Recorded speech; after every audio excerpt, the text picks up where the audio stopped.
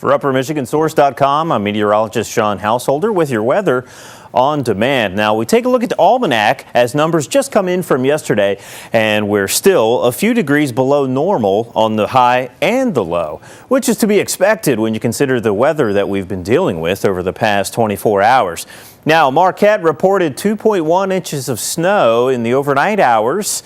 And boy, I tell you, we've got a lot of complaints about the snow for the 1st of April, but it was on this day in 1985, and Marquette reported a record of 18.5 inches of snow. So I think we should consider ourselves lucky. Now, we look at the big picture, and this is that big trough that we've been watching over the past 12 hours. It'll continue to affect our weather over the next 24 hours or so. And really, it's just bringing a lot of moisture to parts of the east, and that'll continue drifting eastward. But right now, we're picking up on banding lake effect snow showers with that northwesterly flow, and some of those winds have really been heavy at times.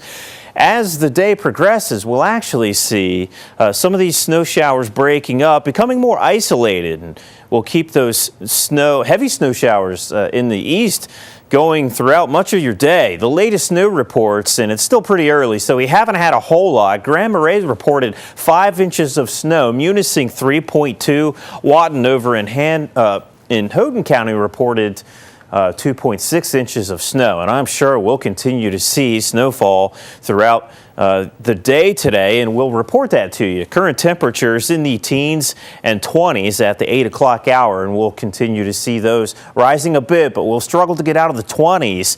Boy, in the strong gusty winds, Copper Harbor reported a gust of 50 miles an hour earlier this morning, a gust approaching 40 miles an hour, I should say, at the last check. And elsewhere, gusts approaching mid-20s at times, and that'll definitely create a problem with blowing snow. And we look at visibility down to less than half a mile over towards Lewis County and even up towards the Keweenaw with blowing snow, visibility down to 1.5 miles.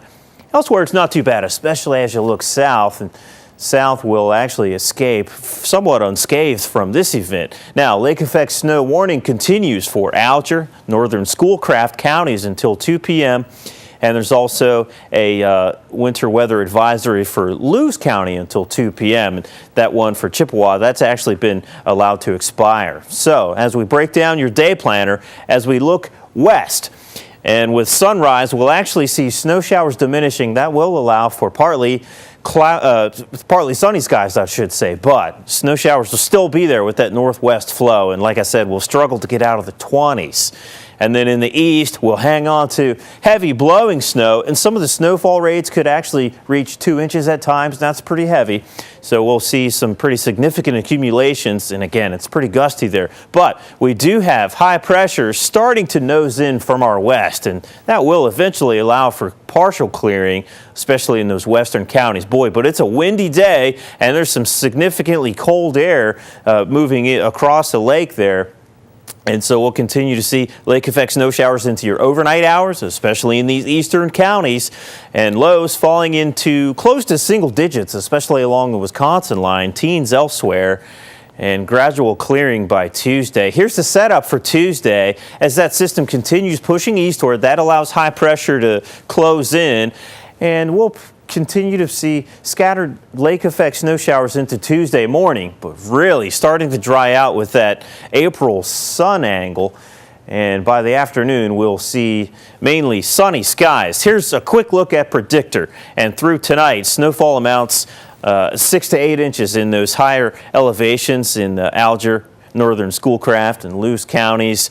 Through the entire event, by, say, Tuesday at 4, snowfall amounts approaching a foot there, with the heaviest snowfall in northern Schoolcraft County. Elsewhere, 2 to 4 inches is the rule. You could see 6 to 8 inches along the higher elevations west towards the Keweenaw, and then only a trace to really nothing at all as you look further south. A quick look at the TV 6-day forecast, and it's lingering snow into your Tuesday. Conditions improve for it's a nice day Wednesday.